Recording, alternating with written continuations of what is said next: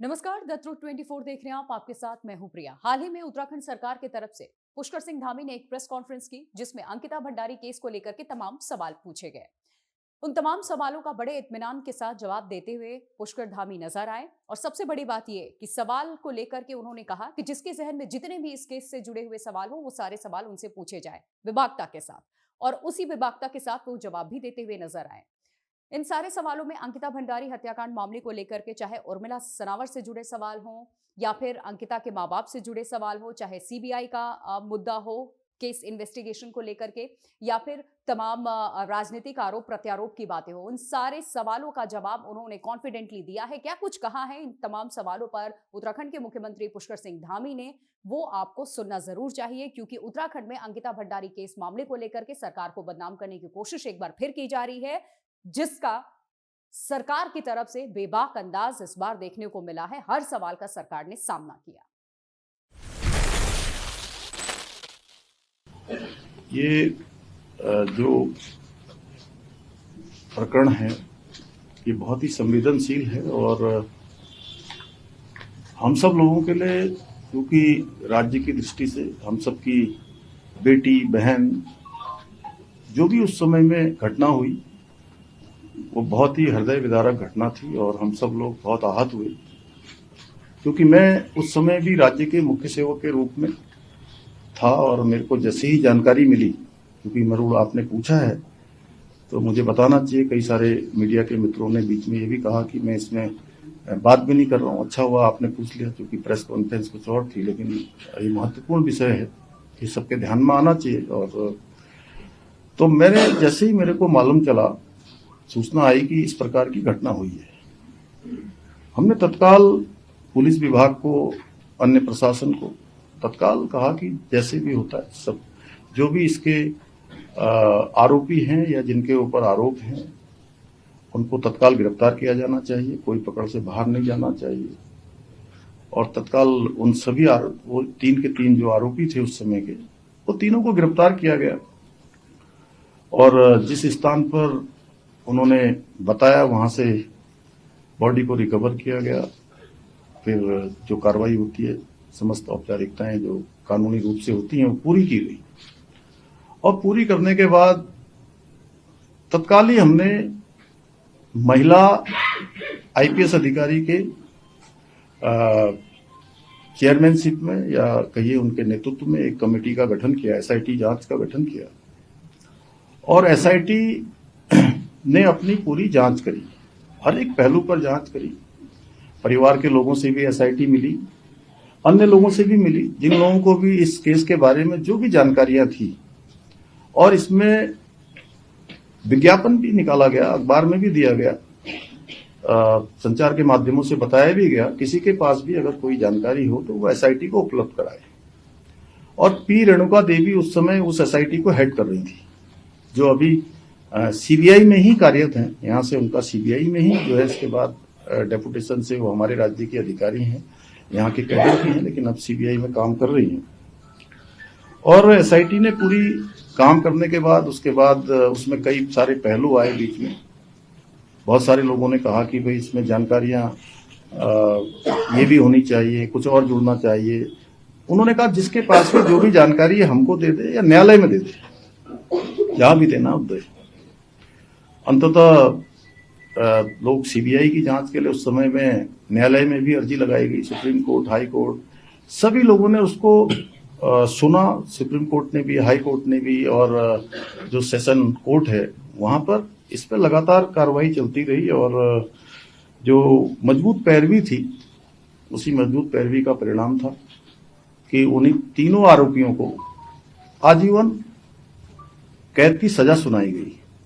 अब इधर एक प्रकरण ये आया है कि ऑडियो एक आया है, और ऑडियो में उन्होंने कई लोगों के नाम लिए हैं अलग अलग प्रकार से। और हमने कहा कि भाई ऑडियो की जांच करी जाए, और जांच के लिए जो है एक एसआईटी का गठन भी कर दिया गया इसमें। और जिन लोगों ने ऑडियो पर बात की है उनसे भी बात करने का पुलिस ने प्रयास किया है। अच्छा होगा कि वो सब लोग अपना ऑडियो जो उन्होंने बोला है उसकी कुछ सत्यता वहां पर आ जाए, और सत्यता आते ही हमने कहा है कि हम सभी प्रकार की जांचों के लिए भी तैयार हैं। हम कहीं पर ऐसा नहीं है, क्योंकि हम भ्रम की स्थिति भी राज्य के अंदर नहीं बननी चाहिए। और हमारा ऐसा ट्रैक रिकॉर्ड रहा है कि अगर कोई गलत काम करेगा, कहीं भी कोई दोषी होगा, तो किसी कीमत पर भी वो छूट नहीं पाएगा, चाहे कोई हो, किसी भी कीमत पर वो छूटने वाला नहीं है। लेकिन ऑडियो की सत्यता, ऑडियो में तो बहुत सारी बातें उन्होंने करी है। एक में वो ऑडियो में ये भी कहते हैं कि मैं पार्टी का अध्यक्ष बनने वाला हूँ।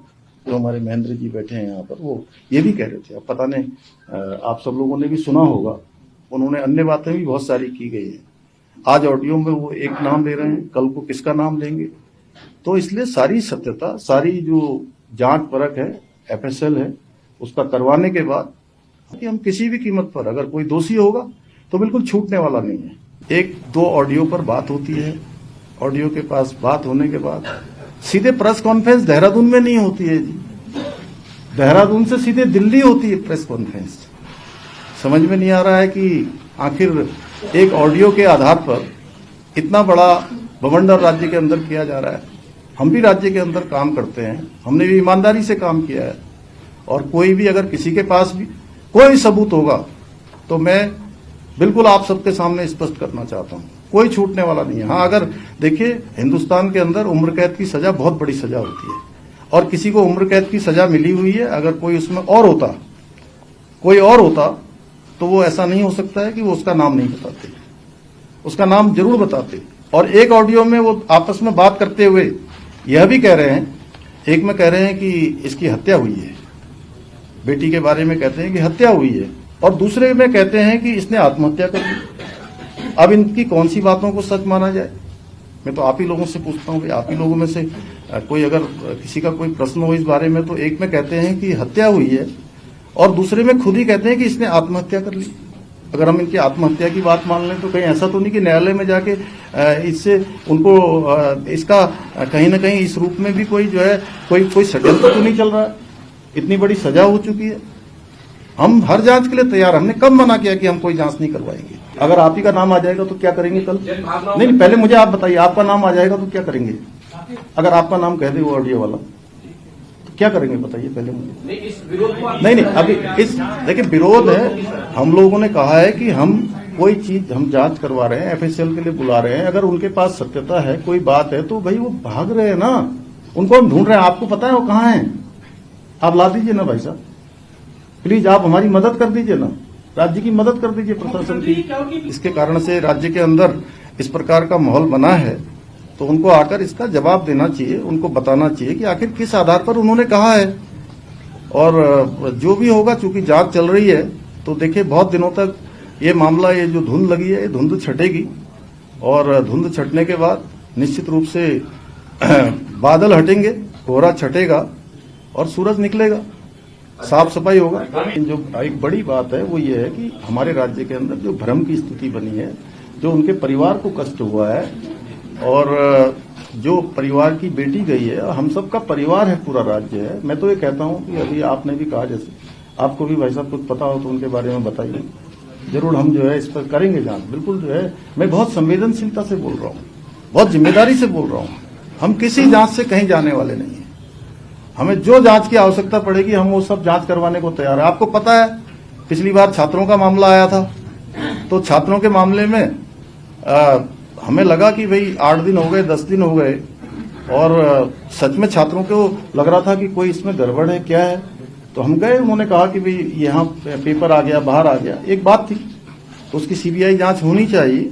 तो हमने सीबीआई जांच की संस्तुति करी, और उसके बाद पूरी कमेटी बैठा ली। कमेटी बैठाने के बाद हमने उस परीक्षा को भंग भी कर दिया।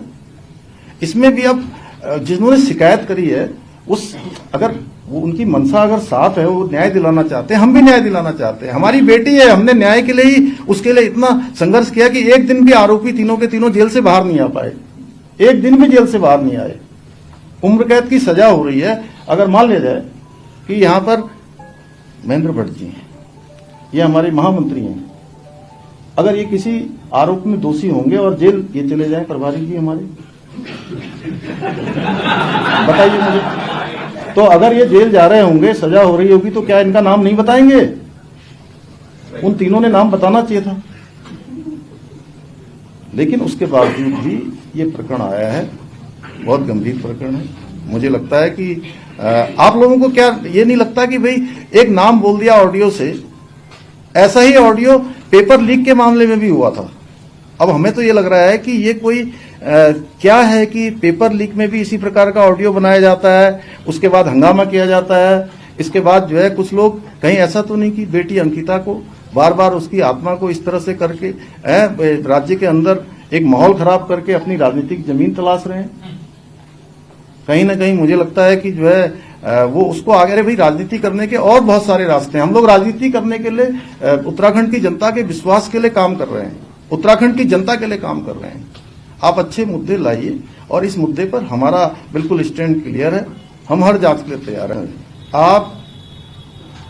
आप बताइए, आपको लग नहीं रहा है कि षड्यंत्र है? अगर ये मोबाइल बंद करके जाना, एक ऑडियो रिलीज करके, एक ऑडियो रिलीज होता है, उसके बाद प्रेस कॉन्फ्रेंस यहां नहीं होती है, प्रेस कॉन्फ्रेंस दिल्ली में होती है, और हमारे जो प्रभारी जी का नाम लिया गया, प्रभारी जी ने अपने, आप लोग भी सोशल मीडिया देखते हैं, पुलिस ने भी वेरीफाई कर लिया, सारे अकाउंट ट्विटर सब देख लिए उनके। वो पिछले उस दिन 10 तारीख से लेकर 20 तारीख के बीच में उत्तराखंड में उनका आना ही नहीं हुआ कभी। ये तो आप लोगों ने भी सारा रिकॉर्ड देख लिया होगा, उनकी जो पुरानी फेसबुक इत्यादि देख लेंगे तो उसमें आ जाएगा सारा। अब आप स्वयं अंदाजा लगाइए, अगर उनके पास कुछ है तो भागे क्यों हैं? देखिए वही, उसी के लिए तो हम लोग जांच कर रहे हैं कि आखिर उन्होंने बोला है तो क्यों बोला है। वो आए और वो बोले और उनको जवाब तो देना पड़ेगा। वो उनके घर में भी हम लोग गए हैं, पुलिस गई है, प्रशासन के लोग गए हैं, रिक्वेस्ट भी कर रहे हैं। हम लोग अनेक माध्यमों से उनसे संपर्क करने का प्रयास कर रहे हैं कि सुरेश जी आइए और बताइए भाई कुछ, आपने इतनी बड़ी बात हो गई है, इतने लोगों के मन में शंका पैदा हो गई है, राज्य के अंदर लोग जो है अविश्वास की स्थिति से गुजर रहे हैं। आए आप, मैं तो उनसे निवेदन कर रहा हूं कि वो आए, कोई सबूत दें, और मैं बिल्कुल गारंटी के साथ कह रहा हूं कि कोई किसी में बचने वाला नहीं है। मैंने कहा कि देखिए, जिन लोगों को जनता बार बार बाहर का रास्ता दिखा रही है, वो बेटी अंकिता को अपना हथियार न बनाए। बेटी अंकिता के हत्यारों को, उनके आरोपियों को, उनको अपराधियों को सजा देने का काम सरकार का है, और हम प्रतिबद्ध होकर, संकल्प होके ये कहना चाहते हैं कि कोई नहीं छूटने वाला है। जिसने भी जो है न पहले छूटे हैं, न कहीं किसी का नाम आएगा तो कोई छूटेगा नहीं। देखिए ऐसा है, एक तो मैं आपको बताऊं कि वो हमारी पार्टी में थे, लेकिन पिछले 1 साल 1.5 साल पहले, साल भर हो गया, 1 साल से ज्यादा समय लगभग हो गया है कि वो पार्टी में नहीं है। पार्टी ने उनको जो भी ये प्रकरण हुए, इन्हीं सब प्रकरणों के कारण से पार्टी से निष्कासित किया था। और देखिए, अगर उनके पास सच में ये बात भ्रम की बनी तो उनको आना चाहिए सामने, वो जिम्मेदार व्यक्ति हैं, वो आकर उनको बताना चाहिए, नहीं मैं तो, आप लोग प्रश्न करिए, नहीं तो फिर मैं भी कुछ प्रश्न कर लेता हूं आप लोगों से, अगर आप लोग नहीं कर रहे हैं तो। नहीं पूछे, जिसको जितना कड़वा प्रश्न पूछना उतना पूछ ले, लेकिन पूछना अच्छे से। राठौर के चर्चे चल रहे हैं, पुलिस को दोनों को पकड़ने में इतना समय क्यों लग रहा है? क्यों आप उन्हें ये समय दे रहे हैं कि आप स्वेच्छा से आइए और हमें सबूत दीजिए, जबकि आप खुद कह रहे हैं कि माहौल प्रदेश में खराब हो रहा है? आपको तो उन्हें लेके आ जाना चाहिए था। क्या हम ये समझे कि सब मामलों में प्रक्रिया ऐसे ही रहेगी कानून की जैसे तय रखी गई है? आपको जानकारी है उनके बारे में, कहाँ है करके? सर मैं कानून कर रहा हूँ, तो आप भी मदद करिए ना हमारी। हम तो पकड़ ही रहे हैं उनको, नहीं, आप बताइए ना, पुलिस ढूंढ रही है ना, आपको पता है रोज उनके घर में नोटिस दे रही है, जगह जगह छापेमारी हो रही है, जगह जगह जा रही है, देश के अंदर उनके मोबाइल लोकेशन निकाली जा रही हैं। तो कहीं आपको भी जरूरत हो तो फिर बता दीजिए, तभी तो कह रहा हूँ आप भी बता दीजिए कुछ हो तो।